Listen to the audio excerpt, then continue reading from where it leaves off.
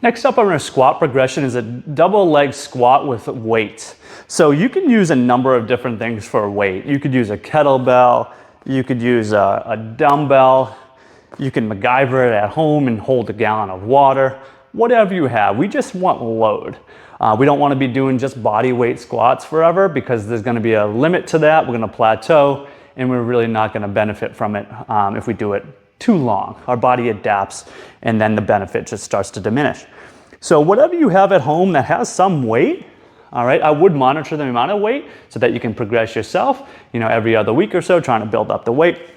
I'm going to use a kettlebell, but you can hold it similarly. So we're going to perform what's called a goblet squat. So I'm going to hold it kind of like a goblet here. And if I used a dumbbell, I'm going to use it the same way. Okay. So whatever you want to utilize. Now just make sure that the weight's not too heavy where it compromises our form. So our squat form, we're going to hinge at the hips, nose comes over the toes.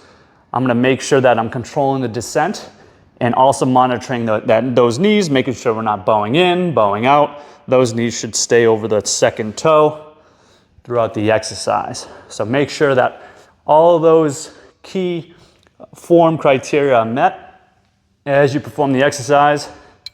And then you can, based on what you're feeling and seeing in terms of your symptom response during and after, and then also how the control allows you can progress the weight as able.